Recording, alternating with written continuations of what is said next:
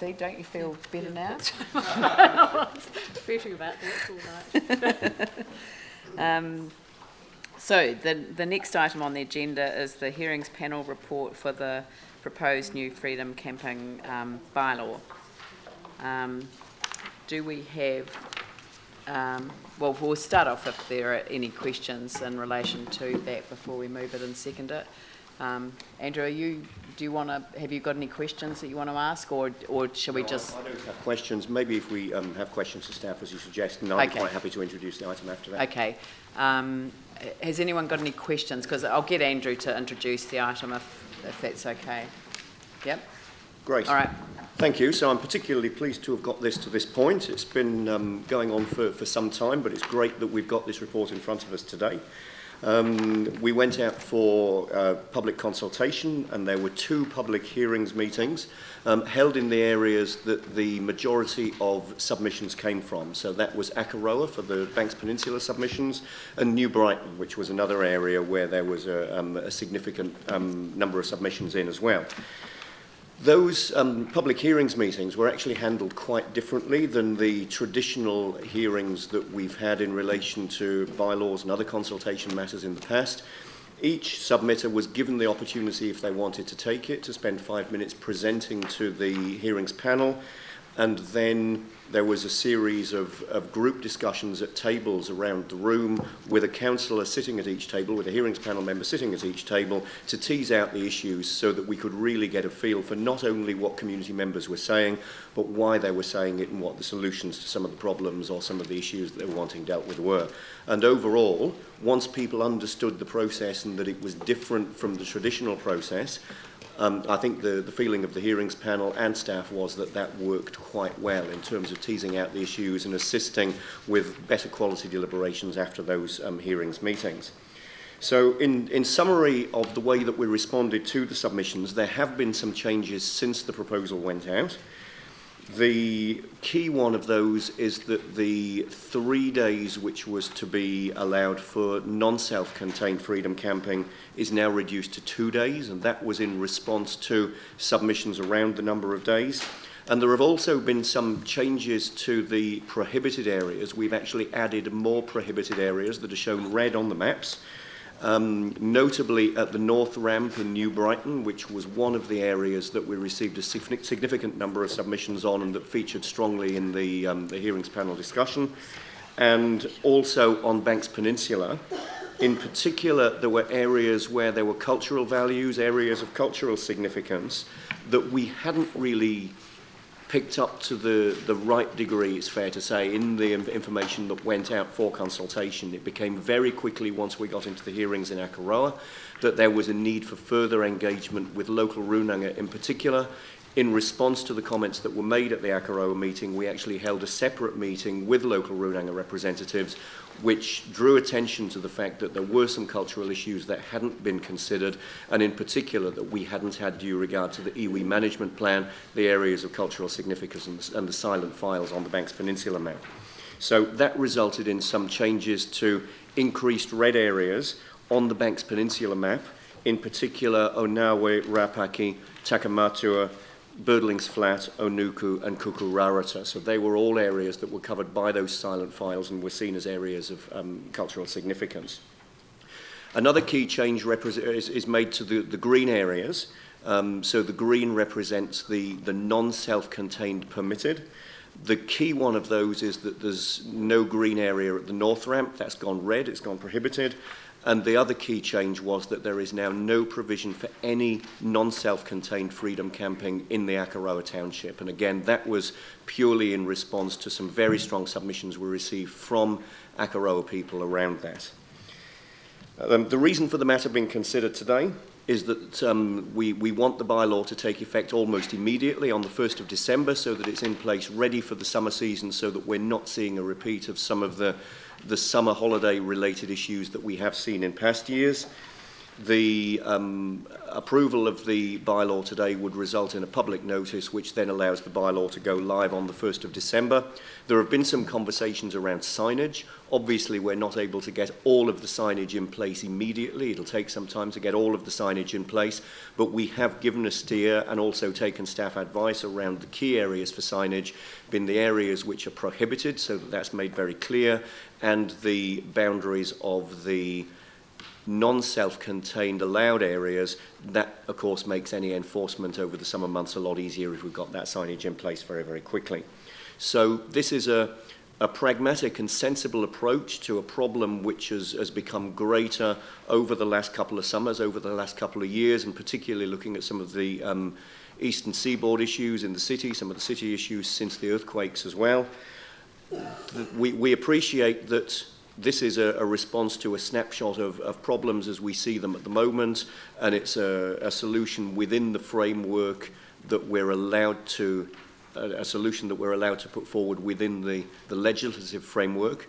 There are parts of it that may turn out not to be ideal. There may be problems that we haven't taken into account here, or the response to what we're doing may cause some issues that need to be dealt with. For that reason, we've put a 2-year review period on this rather than a 5-year review period, so that if there are any unanticipated outcomes, we're able to deal with those within a sensible time frame.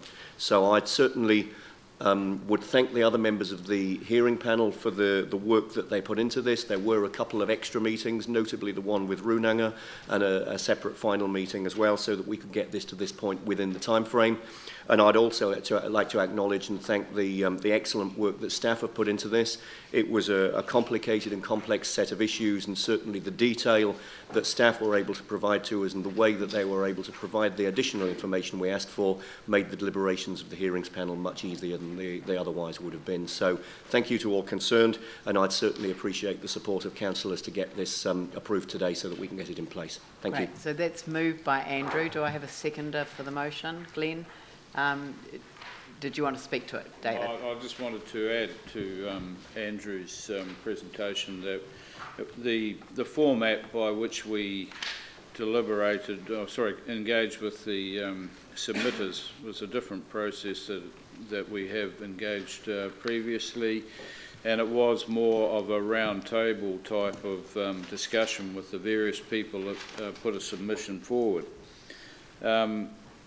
Previously, a submitter would get 5 minutes to present their case, and the option for the panel to then ask questions. In this bylaw review, we adopted a different tact. We did allow some submitters, if they wished, to actually use their 5 minutes, but then we had a round table discussion with the submitters, where we had a councillor at each table, and basically allowed them to have a fairly open and frank discussion about the issues, and then rejoined as a group at the end to get commonality of the various views that came through. I'd just like to put on record it was a very good way of engaging with the submitters, and they at least had the opportunity, I felt, to express themselves a lot more freely and tease out things that they normally may not have had the opportunity in a restricted time frame. So very good process, and I think it's worth expanding upon in future bylaw reviews or means of consultation. So just like to make that comment. Excellent. Glenn and then Jamie. Okay, thank you. Yes, I think it was a good process. There's still, for those though who are used to engaging with the council, they still expect their moment in the sun. So I think we just have to be mindful of that they still do expect that kind of formal submission process. All I would say is over this, that it will come to some relief to many in our eastern areas, and that with any bylaw over discretion, we're still dealing with obviously homeless issues in many of our coastal communities, so we do anticipate that in the policing of it there will be that discretion exercised and that people aren't needlessly, you know, moved on where they genuinely need accommodation. But it had become it was affecting community well-being, particularly in the New Brighton areas there. So you'll see that prohibited area also extends to the south ramp. That makes life a whole lot easier for our coastal rangers. Great. Jamie? Yeah, it was a good process. You'll all recall that initially I felt that this proposal didn't go far enough. I felt that a better outcome might have been to be more restrictive around this, and I pushed, I think it was actually by way of amendments, for some more prohibited areas, and also I proposed that the 3-night max went to a 1-night max. But I think the art in whether it's business or governance, and certainly as a councillor, is to not shun the good tomorrow in favour of don't shun the good today in search of the perfect tomorrow. And I see that happen sometimes time and time again, and it's never the right way to go, because actually what we've got here is really good.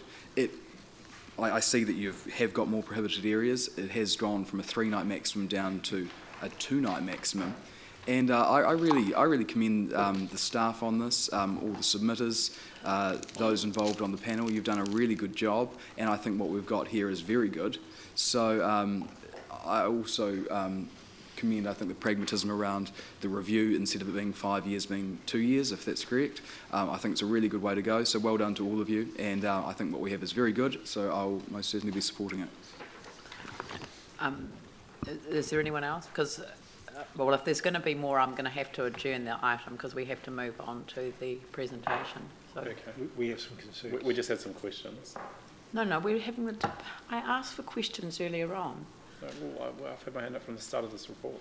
Sorry? I've had my hand up since the start of this report. I'm sorry, right at the very outset, I asked if anyone had any questions of staff, and there were no questions of staff, so I moved to Andrew to present the report. Sorry, I wasn't aware that you'd moved past the questions, but... Okay, well, we'll take the adjournment then.